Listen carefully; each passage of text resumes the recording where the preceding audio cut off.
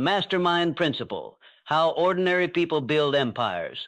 There exists a force more powerful than individual genius, more valuable than personal talent, more transformative than solitary effort. It's the force that built every great fortune, launched every revolutionary business, and created every empire that has shaped human civilization.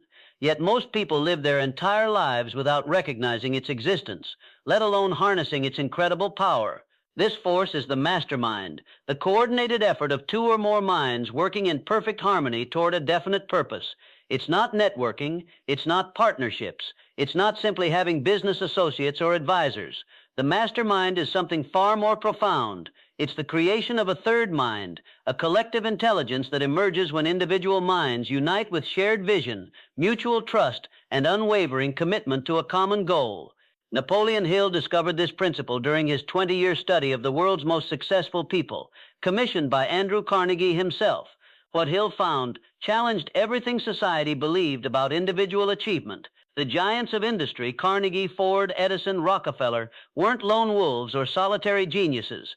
They were master orchestrators of human intelligence, builders of invisible empires powered by the coordinated thinking of brilliant minds working in harmony. Andrew Carnegie understood this principle better than perhaps anyone in history. When he was just a young telegraph operator earning $4 a week, he didn't try to build his steel empire alone. Instead, he began assembling what would become one of the most powerful masterminds ever created. He surrounded himself with men who possessed the knowledge, skills, and specialized intelligence he lacked. Charles Schwab became his operations genius. Henry Clay Frick provided financial acumen and strategic vision. Henry Phipps brought methodical organization and cost control expertise. But Carnegie did something that separated him from ordinary business owners who simply hire employees. He created a true mastermind alliance where each member had a genuine stake in the collective success. These weren't just employees following orders. They were partners in building something unprecedented. Each man brought his unique intellectual contribution to the group, and in return, each shared in the extraordinary wealth that their combined efforts generated. Carnegie's mastermind didn't just run a business. It created an entirely new industry and accumulated wealth beyond anything previously imaginable. The power of Carnegie's mastermind became evident in their ability to accomplish the impossible. When they decided to build the world's largest steel mill, conventional wisdom said it couldn't be done. When they set out to produce steel at unprecedented scales and quality levels, experts claimed it was impractical. When they aimed to dominate an entire industry, competitors dismissed them as overambitious newcomers. But the collective intelligence of Carnegie's mastermind saw possibilities that individual minds couldn't perceive.